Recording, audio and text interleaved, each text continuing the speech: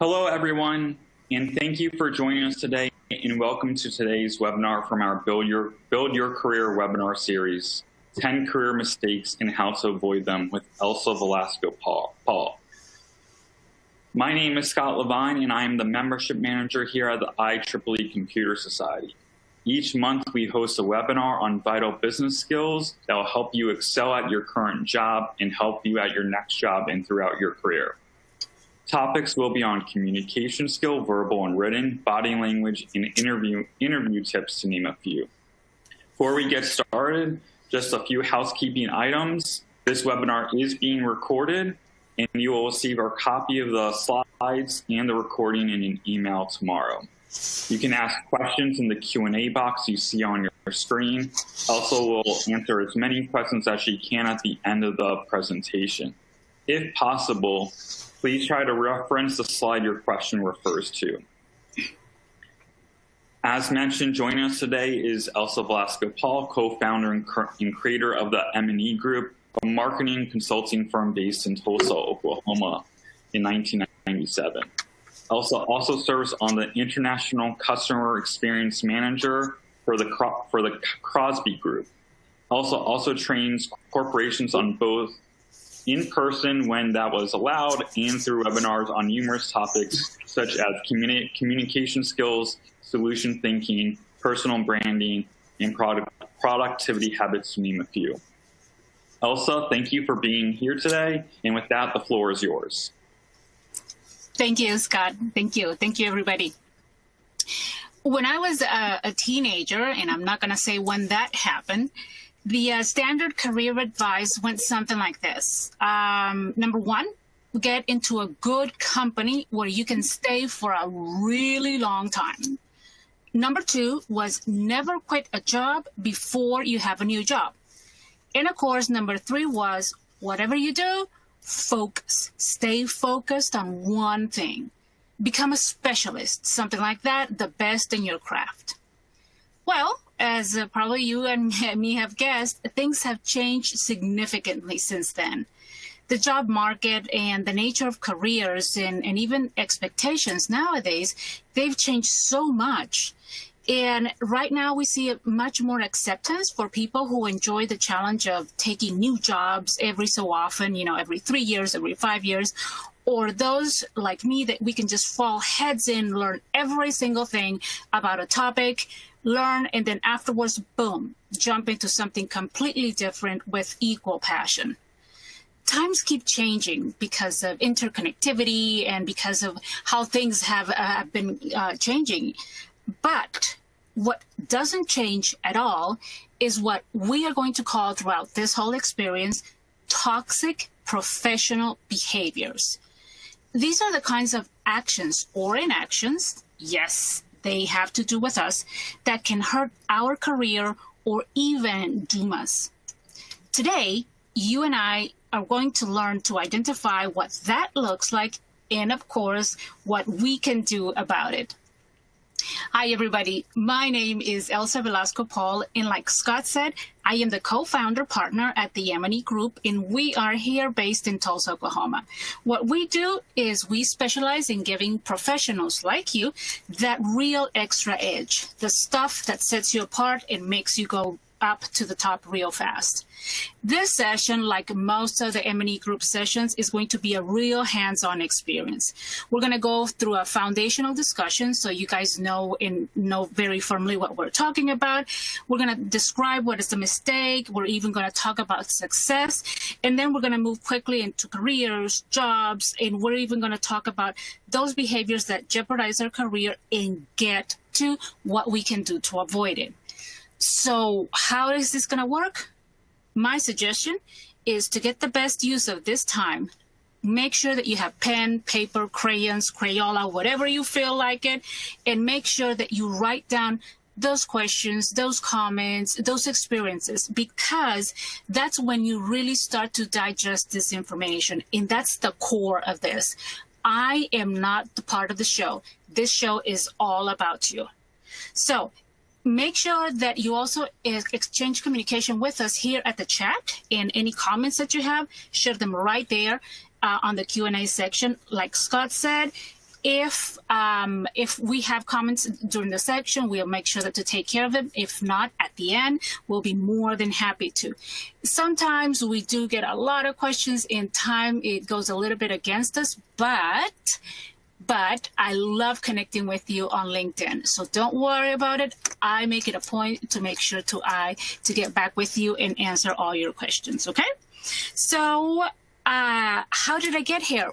Well, we are here thanks to a wonderful partnership that we've had with some brilliant, brilliant people. Number one, thank you to the wonderful IEEE Computer Society. Thank you, Scott. Thank you, Michelle, wherever you are. Thank you, Eric. And thank you so much, Carrie. Thank you for your invaluable support, and especially during 2020.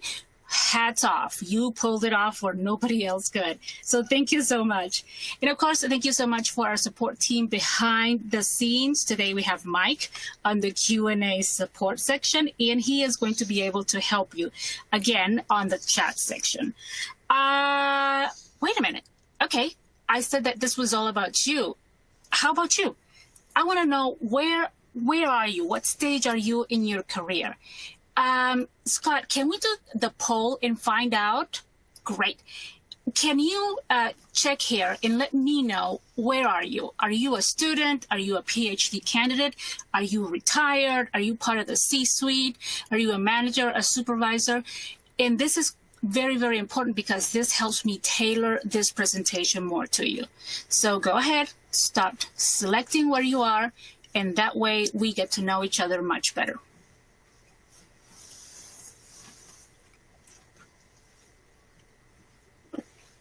Scott, you'll tell me when we have a good number.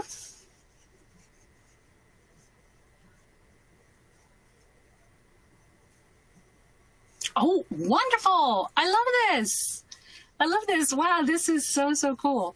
I love this because this is a wonderful mix, and it's almost equal. You know, when we see students, team leads, and managers, that is perfect because this is exactly where we want to have all this information. I would have loved it if somebody at this stage would have told me all these things so that I didn't make these mistakes. Perfect. This is exactly what I needed to know, and with that being said, how about we get a little bit serious?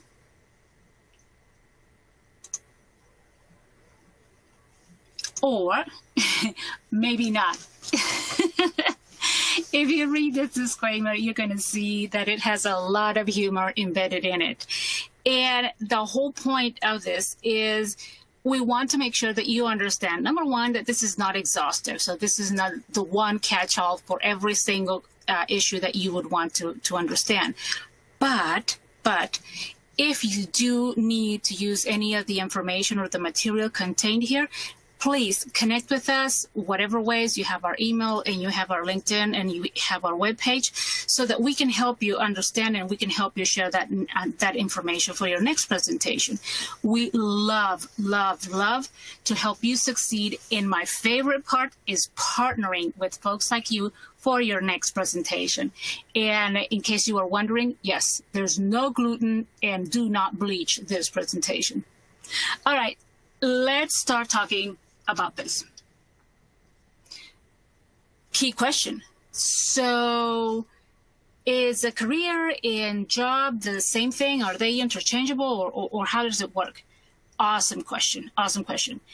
In earlier times and before modernism, many workers would take up a single lifelong position.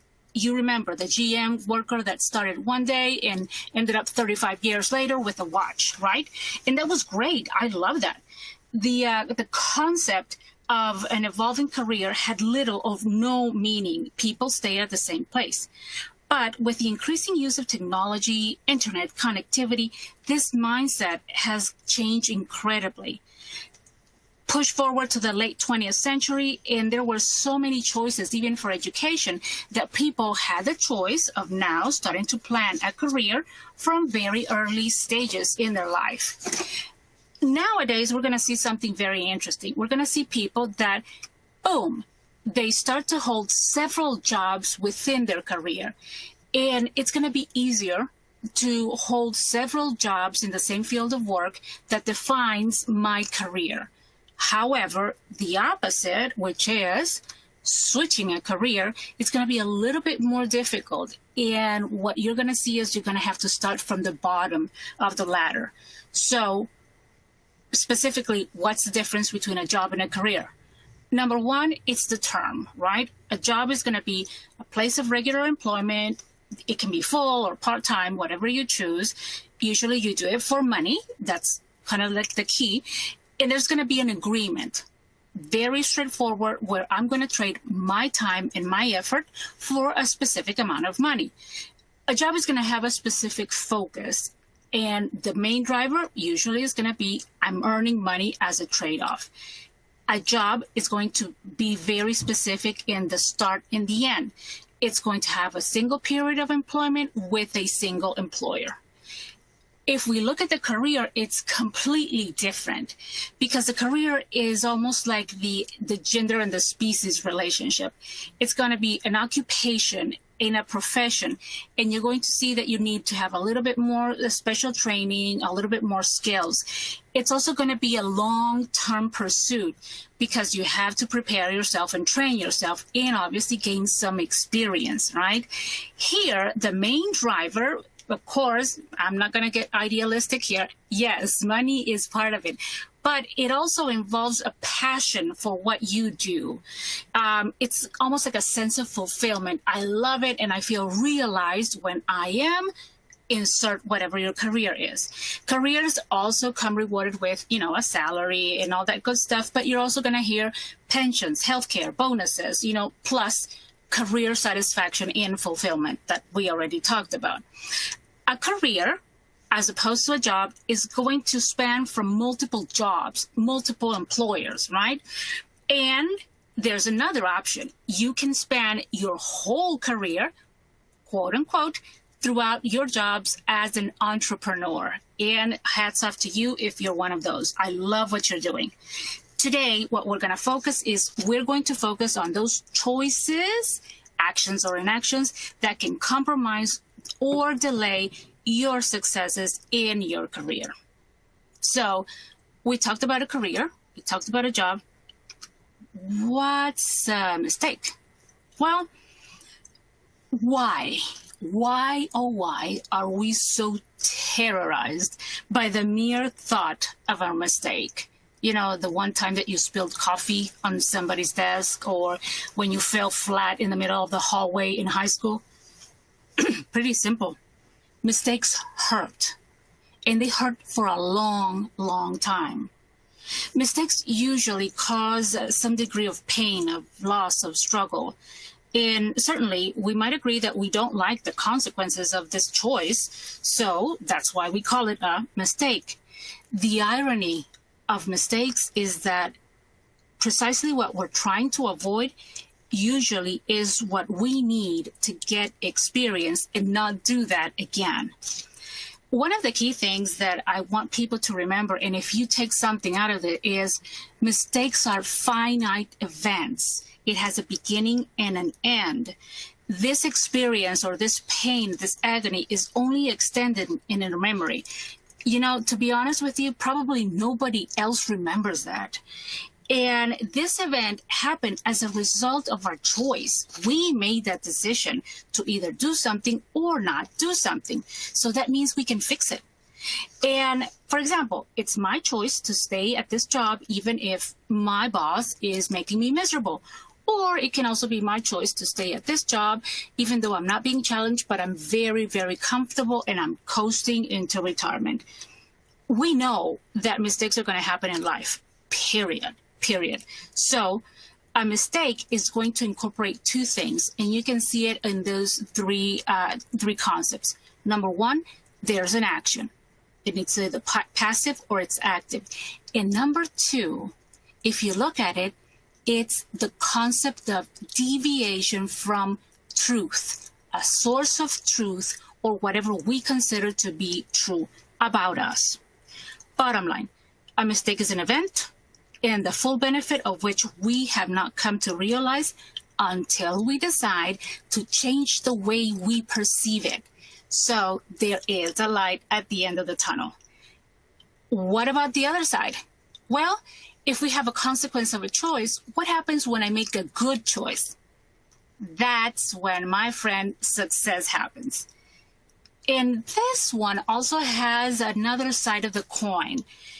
Again, go back to your days when you were in school, or for my students, think about it, how you were being measured for success, right? Success right now is probably by our grades. So we're being measured upon great grades, means that we're successful. The issue here is that when we enter the workforce, all of a sudden you have switched the parameters and the metrics, and it's very difficult to define, am I successful?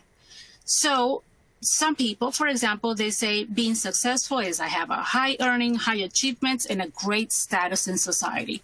Boom, perfect. Good for you. For other people, it's more about defining a successful career. I'm stable, things are good, I have a good work-life balance, and my stress levels are very, very low. That is because something brings you peace. A successful career for such people is more about recognizing that my individuality, who I am, and what my dreams are, that is the parameters that I'm going to follow. So how can I define success? I have a couple of questions that I use to define if I'm succeeding or not. Number one, do you love your career? And this is pretty simple. You don't have to rationalize it. This is either a yes or a no. Number two, are you really showcasing your talents? Where you are right now, do people know how awesome you are? If you are a fish and they're trying to make you climb a tree, you're at the wrong place, and success is going to be much harder. Number three, are you able to fit into your job? Culture, people, location, even the kind of job that you're in it. This is kind of funny, but to have somebody, imagine a vegan trying to work in a butcher shop, that's not going to work. So think in terms of that. And number four, can you make a living to support yourself, to support your family, to support whomever you are in charge of? Because even though if you're having a lot of fun, if this is not enough and you continuously need help from other people, that is not considered as successful. And are you really developing? Are you getting a little bit of that extra challenge, extra discomfort to make you stretch out there and make you become better and better and better every time? And obviously, very, very important, are you at peace? There has to be at least these three components. And the reason why is because success is not so much outside, it's an inside job. It's those set of values, the morals that we're going to create and hopefully evolve as we grow for ourselves. I think, in my personal opinion, that the most critical mistake that we can make in our whole career is not taking it seriously. Seriously. At work, for example, we get assigned an important project, and you know what we do? We spend days, weeks, months preparing for this and making sure that we hit the mark. Don't you think that we should be doing the same with the most important project that we'll ever be involved in? And that's you. You are the most important project that you'll ever be involved in. It's your life. Lacan said it wonderfully. He said, failing to plan is planning to fail. And it seems, a little bit cheesy, but it is true, because what we have is a lack of vision. So how are we going to get somewhere if we don't know where we're going? We don't even know where we're starting. When we don't have a bigger picture of where our career is headed, we often find that although we have a good behavior in the company, we're meeting company goals, we're doing exactly what our bosses want us to do, deep inside, we feel a little bit directionless. Disengagement starts to kick in, and we just start to look forward to when is 5 p.m. so I can go home. That is a sign that we need a little bit of more planning. Not having a career goal can also feed career ruts. And that is very, very dangerous, because that means that we don't have a bigger connection with the career vision that I need. I believe that having no plan is a situation where I have no direction and the future is getting compromised. So every success is going to be built on adequate and realistic planning. It doesn't matter what others can be doing. It matters what I can do with a little bit of a challenge, but what I can do within reasonable amount of time. Of course, you need a little bit of luck after their planning, but in reality, it really is planning so that I can hit my success. The second component is not budgeting. And you've probably heard this about budgeting, right? With a budget, you want to tell your resource exactly where it has to go instead of wondering, where did my whole salary this month went?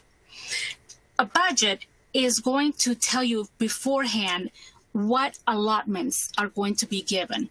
But hang on. You guys are thinking that this is all about money. Let me pull the brakes here for a second. What I'm talking about here is other resources that I think are much more important. I'm talking about your emotional budget. I'm talking about your time budget. I'm talking even about your physical budget. Think of this. Have you decided how much of your emotion, of your draining, you're going to allow your job to have of you? How much are you going to let it get into you? Are you going to allow how much of your job, you're going to allow it to get into your resting time? Very important. And for those of you who have come back, remember the 7 types of rest? Every single one of those is key. And obviously the physical one, when the physical one I mean is, if you enter the job and this is 5 years later and your physical health is compromised, this is not a good trade-off. So that means that we have not planned appropriately and we've let our budget and our resource tell us where it wanted to go. That's not a good way of handling things.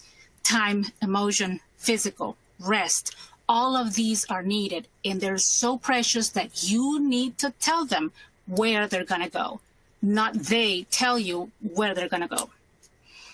The next one, number 3, is one of my favorites because, well, I love to debunk this one.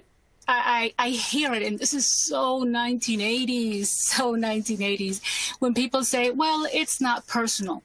What are you talking about? You're talking with people. How can business not be personal?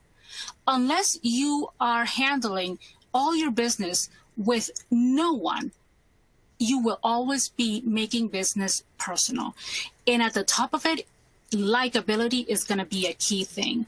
For those of us that we find it a little bit more challenging, to get out of our comfort zone and be liked by people or even like others, this is something that you can actually train for, Likability is so important that is one of the 3 keys to getting hired and for promotions.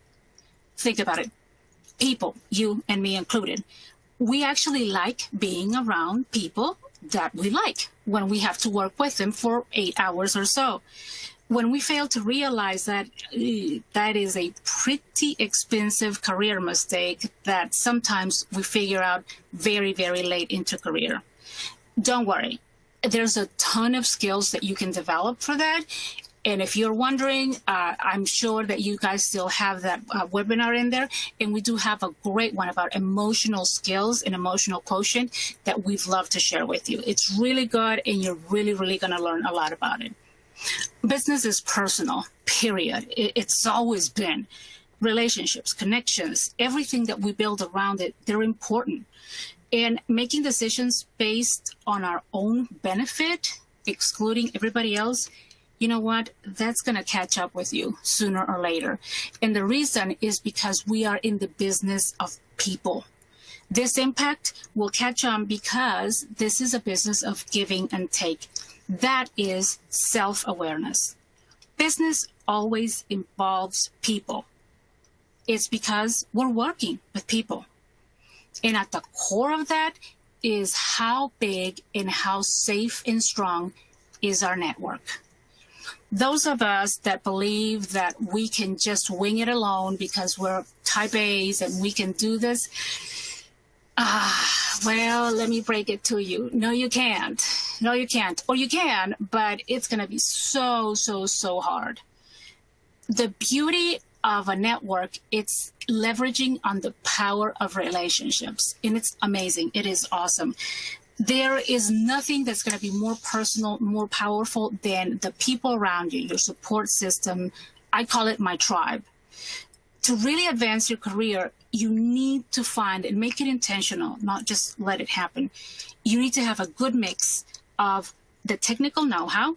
Yes, you can't make that up, but also a support system. And you need two, at least, one at work and another one at home with your friends, with your family. We all need to help to do things that we are not aware about ourselves. So that is why it's so important to have these support system. And a good example of that is, for example, a mentor. You know what a mentor does for you? A mentor just tells you 10 years ahead of you what could happen if you continue behaving this way, positive or in a negative way. When we isolate ourselves for whatever reason, we're jaded, we're tired, we don't like what's going on, or we really don't want to do the extra work of, mingling with others, we're really missing on leveraging on a wide network that, number one, is going to keep us connected and safe, even health-wise safe. But in the end, it makes everything easier. Really, really, everything makes easier. Cherish the power of your relationships and protect one of the most important capitals you have. That's your social capital. Believe it or not, it's perishable. And once you lose it, it's really, really hard to bring it back. And you know what's really damaging to that? Yeah. When we extend our virtues a little bit more than what they really are. Being untruthful, it's kind of easy, right? Because we get caught into what we're talking about, and then we end up, stretching the truth a little bit. And it can have great intentions. It's still not true. Let me give you an example. You get hired because you hinted, quote unquote, that you have experience in a certain software, a certain program.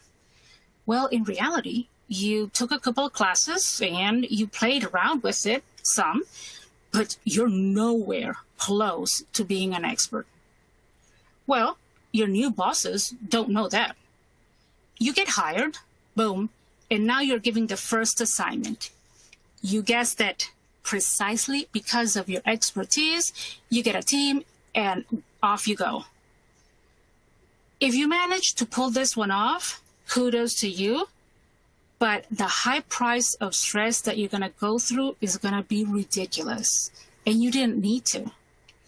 On the other side, if you bomb this one, your credibility with your bosses, even within the structure of the organization, from then on is going to come into question. And this really, really follows you for a long, long time. It's really tough to recover from this because trust is very difficult to earn back once it's been lost. It's very fragile.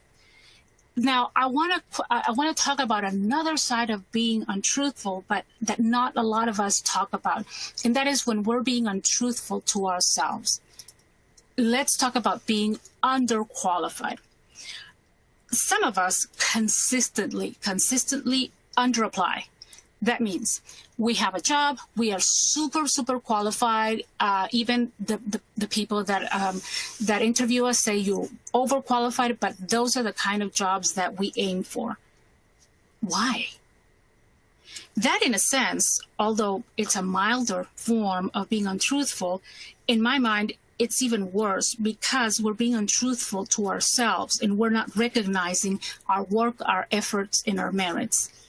And let me give you a hint right now because I live in this world and frankly, I hire people every week.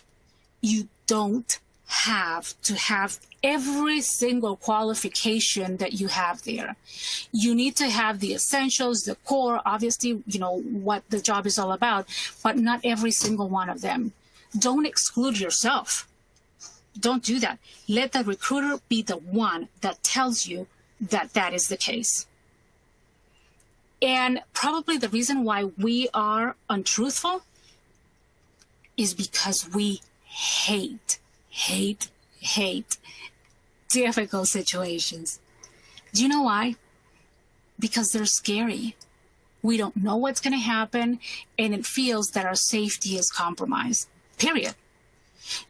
Stuff like, let me give you an example, not negotiating your salary when you get hired.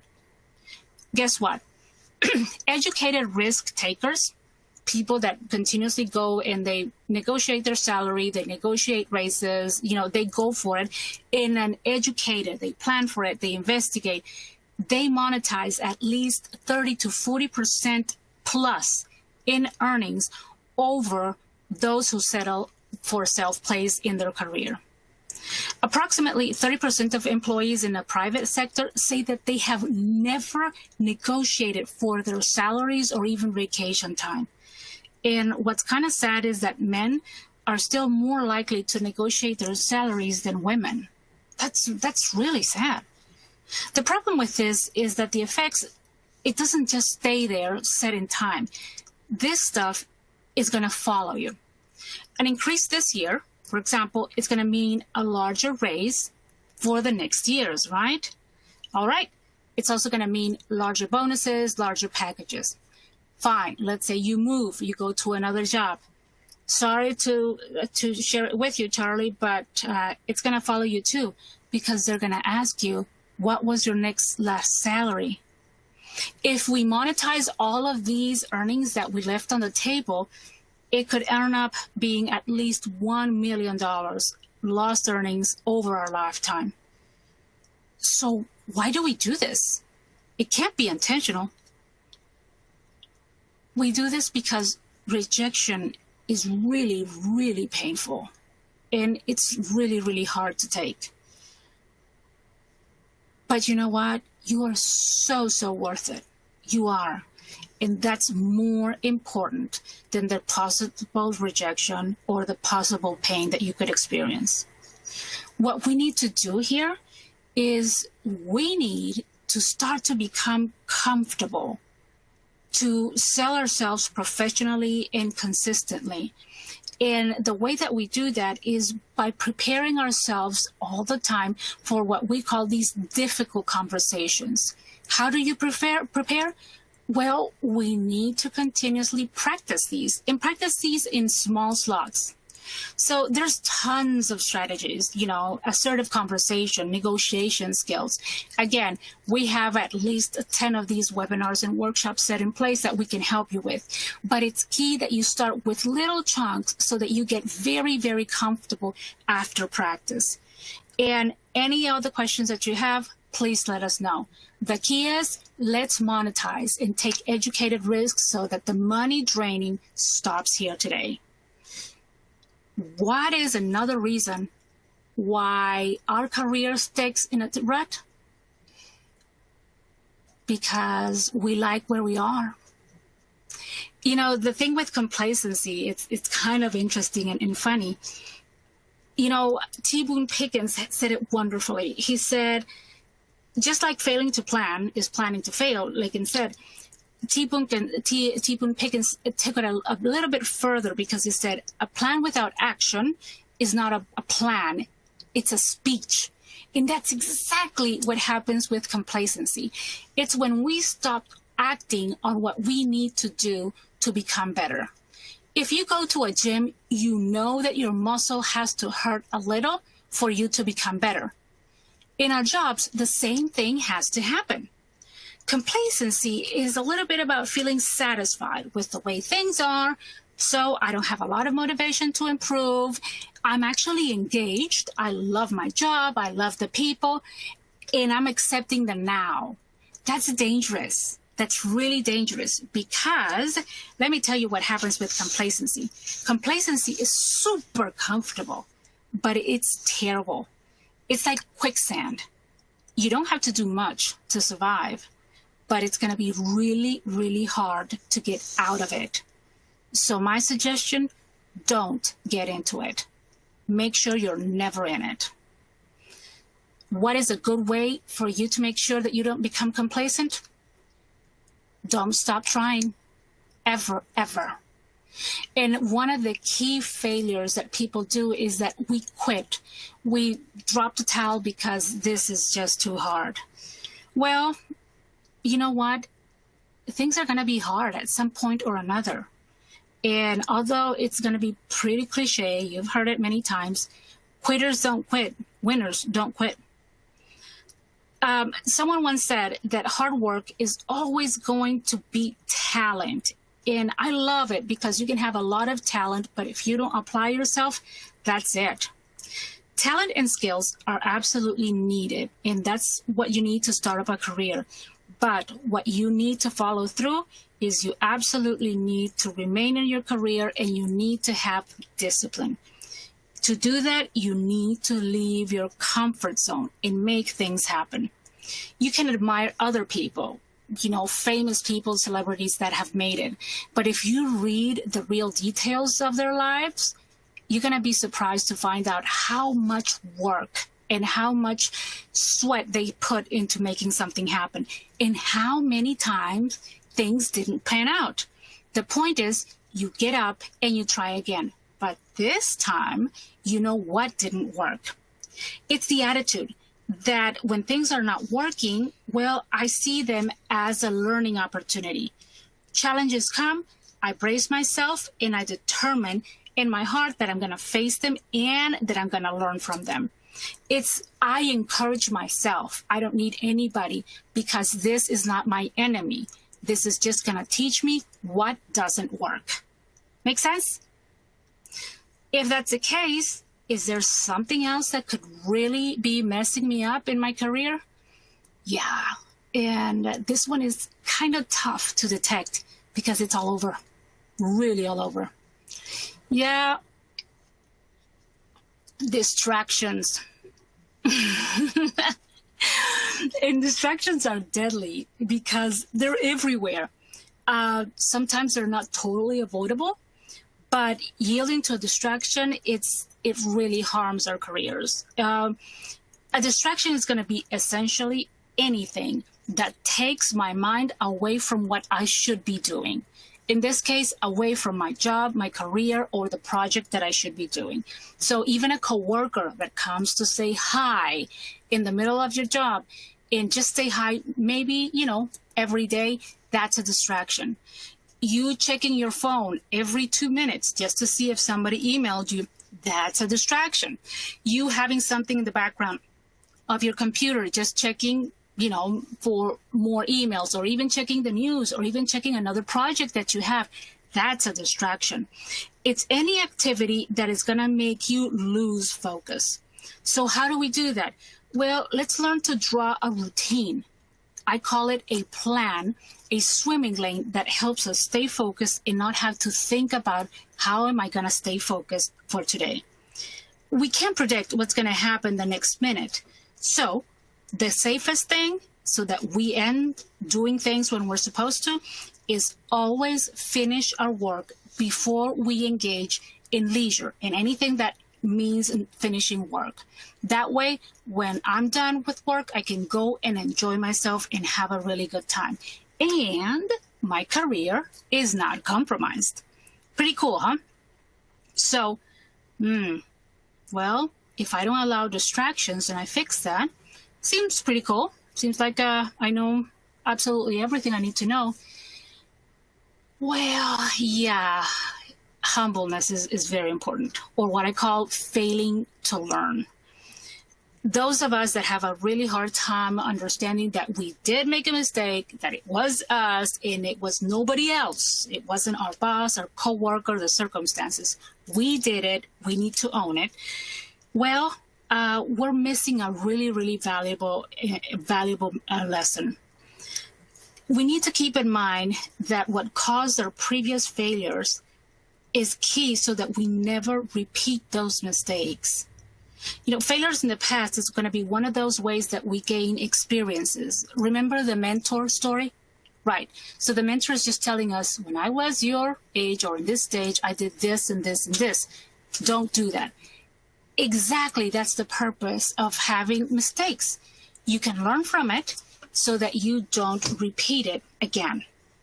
Now, one of the key things that I think it's very important is that making a mistake is not going to be the same thing as failing. A failure is the result of a wrong action, whereas a mistake is going to be the wrong action. Think of it, when you make a mistake, you can learn from it and fix it. Whereas on a failure, you really can't fix it, or it's really tough. What you can do is you can learn from it. So let's learn. Number one, own it. Own it. And we've talked about this a little bit before, but own it so that you learn and you don't repeat it. And key to it is reframe it. When we say reframe the error or the mistake, is stop seeing it as your enemy and position yourself into, okay, this happened, I did it, and what happened? And by asking yourselves all these questions, the what happened, why did it happen, who made it happen, and when did it happen, I stop seeing it in an emotional way, and I start seeing it as a rational situation that needs to be fixed. Obviously, once I've reframed it, then I can start analyzing and understanding that there are ways that this can be preventive. Think of the W questions, right? The what was I trying to do? What went wrong when I did it that way? When, the specific moment did it go wrong? And overarching, why did it go wrong? This post-mortem reveals what overarchingly led to the mistake and highlights what we need to change so that this doesn't happen again. Last one is put these lessons learned into practice. If we just leave it there, then we haven't digested it. And that's really a waste of time. So make sure that once you have analyzed it, start practicing in your daily life and put it into action. Once you've digested it, believe me, this is going to become ingrained in you, and you're going to become such a better person just because of it.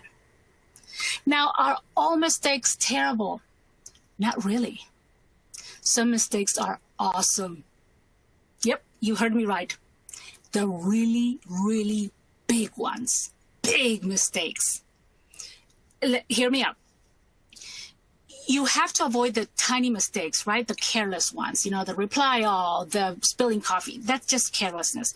But the big ones, the big ones are awesome. You know why? Because you planned, you organized. And if you failed, then you know what not to do for the next one. We're going to talk about Nick Woodward, and he was an expert of failing big time. And that means you now have a path of what doesn't work, but you know you're headed in the right direction. The most successful people in life are the ones that make the best use of these big mistakes and keep moving forward. A great friend of mine asked me for a great career advice for his son, who is starting to go into the workforce, and he's just terrified about making mistakes. Maxwell came into mind immediately with his phrase, fail fast forward, because it works. And you know why? I know it. I practice it. Back when I started at the very first law firm that I was involved in, I was terrified of looking ridiculous in my first job. Write this word down. Cataggelophobia. Yeah. Big word, huh? It's the fear of embarrassment. What if I stumbled? And what if I spilled coffee on the conference table? What if they asked me a question that I was supposed to know and I looked like a deer in the headlights and I had no clue what they're talking about? What if I tripped and fell over my face? And you name it. That was going on my face. We're laughing now, but back then, this was really paralyzing until I learned something awesome. We need to plan for these fails because they're going to happen. And when these things happen, and after I've analyzed them, I just need to own them, analyze them, find out what happened, and then make sure that I practice what to do so it doesn't happen again. We talked about this, you know, back in, I mentioned Nick Woodman. If you are into surfing or into, you know, cameras or something like that, you know who I'm talking about. In 1997, Nick Woodman realized that he wanted to become an entrepreneur. Again, despite his previous attempts, and he had two businesses. I think one was Empower All. It was electronics or something like that. And the other one was Funbug or Funbug, something like that. And that was gaming and marketing. Both bombed really big time. So what did he do? He did what most good entrepreneurs do. He pursued his passion. He learned from what happened and what not to do. But this time with the lessons learned from those two pretty big fails on his back.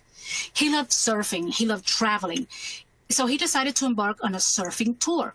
And on this tour, helped him realize that there wasn't something on the market that allowed people like him to take great surfing videos while he surfed. Ladies and gentlemen, GoPro was born. Pretty cool, huh? Here's what I want you to remember. In the end, remember one thing.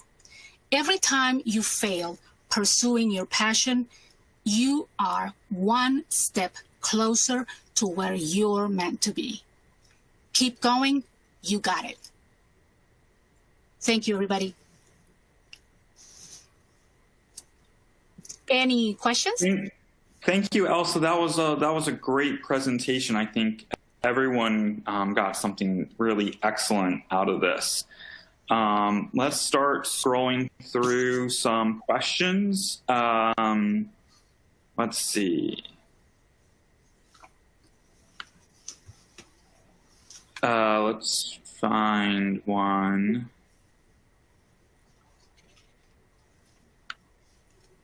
I think you just touched on this, but about mistakes and big mistakes are okay. But what should you do if your most valuable experience was a, quote, slow motion business failure? Great question, because exactly Nick Woodman, his business, everybody thinks that he was like a one-night success. That was 10 years.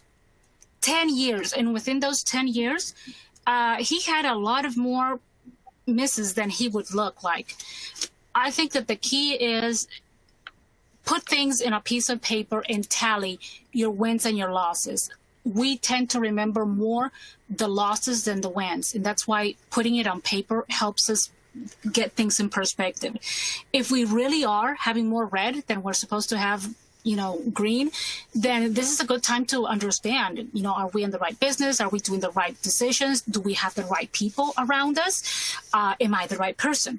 But if the paper tells us differently, that we still have more goods than bads, then the right thing to do is make sure that you have those papers and those reminders that you're doing a good job in front of you, because we tend to remember the bad more than the good. So I'm going to challenge you. Go and find out if what you're saying is true. There's a good chance that you're doing much better than you think. All right. Awesome. Great. I think this probably circles back to part of the beginning of the webinar, but how can someone find their interests? I think more like they're sort of maybe complacent at their job. They're looking to do something else. Yeah, that is a great question. And I'm very passionate about it because I struggled with that. Here's a good way to find out. If you had $10 million in your hand for the rest of your life, you're set. What would you still do for fun as an occupation? Would you read books? Would you surf? Would you have a bakery? Would you go and do video games? That is your passion. That's your interest. Ask yourself that, and you're going to be surprised. The answer can be many things, and that's absolutely cool too. And another thing, the answer probably changes, within years. So keep asking yourself the same question several times, because the wonderful thing about us is that we change. Great. Excellent. Okay, here's the next one. So while planning a career path, there is always a fear of not taking the conventional path in even more, and then more years are lost in that pursuit when your peers are advancing forward and faster than you. Although passion drives it, the times when you're still in pursuit of passion are yet to be recognized. How does one still keep their motivation and interest? I love that question. I love it. Love it. You need to make a decision. And that decision is, are you in it or not? And I don't mean to be harsh. Hear me out. In it or not.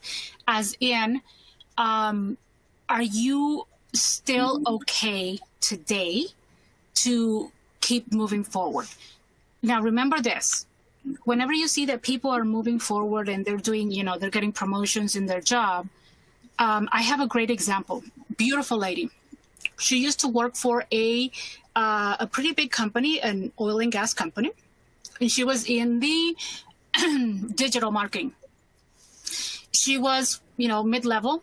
She got fired 7 years ago, and she was, just out in the streets.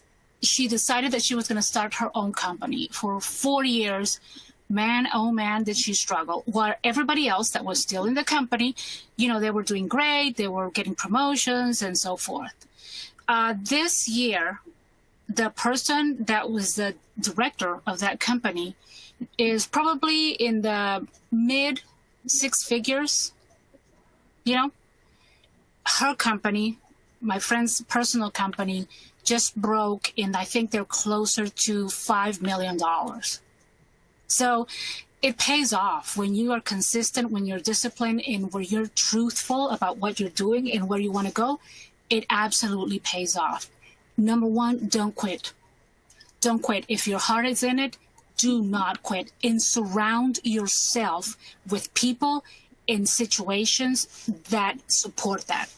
Don't surround yourself with people that are negative. That's the worst thing. Excellent. I think that's a great example. Here's the question looking for also an example. Do you have an example of overcoming complacency? Yes. You probably know it. It seems pretty cliche, but The Biggest Loser. If you see these folks, you guys are laughing, but this is so real. The Biggest Loser, these folks go into this state because, number one, you just let go, right? You decide it's okay. I'm in a good place. But the way that you overcome complacency is you need checkpoints in your life. I call them red lines also. A checkpoint is you set yourself in your calendar, in your personal calendar, in your work calendar, wherever you are, like a time that every quarter, every month, every 6 months, every year, whatever, you are going to have a list of things that you're going to ask yourself and have somebody accountable help you to check the answers. Like, where am I in this? Am I making this much money? Am I doing this with my business? Have I lost this much weight? Because those accountability things helps you not stay comfortable. What it does is the same thing like Weight Watchers, right? You end up behaving 3 days before you go to Weight Watchers because you have the meeting. Accountability is a beautiful thing because it helps you get uncomfortable continuously, and that's what we need. We need to stretch ourselves continuously so that we keep growing. Excellent. Can you go over a difference between complacency and jealousy in the workplace? Sure. Complacency is me. It's absolutely all about me. And complacency is I am comfortable with what I have achieved. And in some form or fashion, I believe that I cannot achieve more. That is why I'm comfortable. I don't want to stretch myself, and I'm okay. Now, hear me out. You can be complacent, for example, at work, and I'm the 8 to 5 person. At 5:01, I'm already in my car. But I can be a super performer at home, for example, because I renovate the house every 3 days, and I'm a great dad, and I coach continuously with him. So it's a mixed bag. There's nobody that's just flat. Jealousy is completely different because jealousy is outward. You have somebody that you're targeting for what you can't achieve because you can't go and fight for it. And in jealousy, whereas complacency, I don't want to recognize that I need to extend myself. In jealousy, I don't want to recognize that I need to work for things. So although they both relate to myself and to my inactions, one blames others, whereas the other one, I know that it's me, but I don't want to do anything about it. I'm okay with the way things are. All right. Yeah, that's great. I think we have time for maybe one or two more. So this person, they've had sort of 3 key success points, but they were high risk, and it looks like he's talking about how on a big important project, there was like one big mistake, and looks like he lost his job, and that I guess he's feeling like that derailed his career a little bit. How should he address that in his next interview, or anyone who's had this situation over the last couple years? If I understand it correctly, it's in his previous job. He was involved in a good project and he failed, right? Yeah, that's probably a good way to sum it up. Right. Okay. This can actually be a wonderful, wonderful question and answer for your next interview. Because, when they ask you, what is one of your worst times in your careers? When you mention this, but immediately you mention truthful, don't make it up, because we can sniff that out. Truthful, what you learned from it and what you're going to do to not have that happen again, that is beautiful. Because as an employer, I look for people that are capable of learning. Nobody's going to know anything like the absolute 100%. But the learners, the ones who are humble and smart enough to know that things are going to change and you're going to fail, but you have to get up and learn and not do it again, that's the kind of people that I want. So use this to your advantage. Remember, we talked about the mindset? Switch this. This mistake was not a failure. It was a mistake. Turn it on its head and make it work for you now. Good question.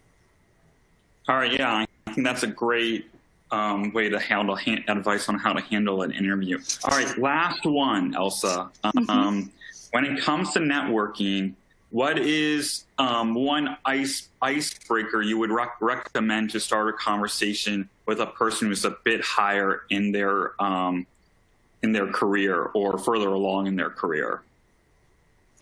Let me turn it around. I think that the best way that you can,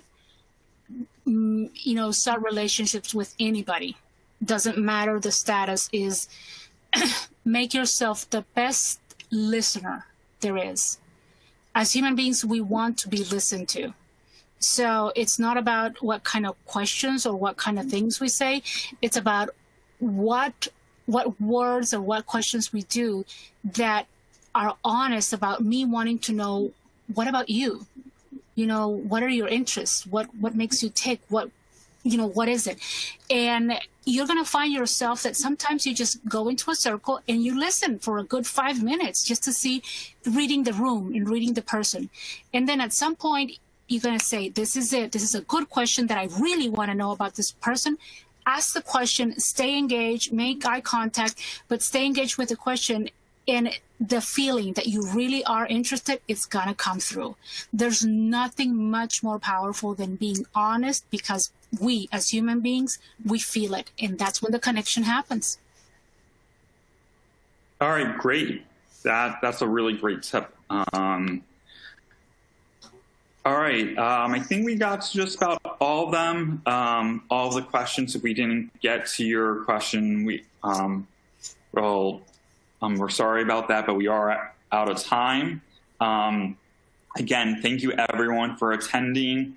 Our next webinar in this series, the Build Your Career webinar series, will be conversation skills for engineers. This will be held a week from today. That will be May 6th, and that will also start at 11 a.m.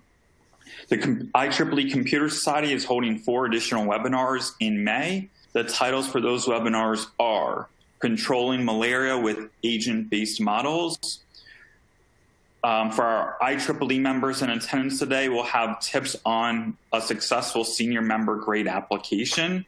We have a webinar on orchestrating flow of data across entire big data pipelines. And our last one in the month of May will be Insight on Blockchain. You'll be able to register for all these webinars using the link you'll receive in tomorrow's email with the slides as well as the recording of this webinar.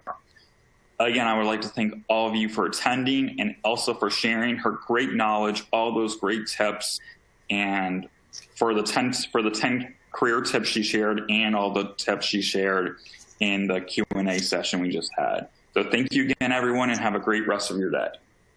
Thank you, everybody.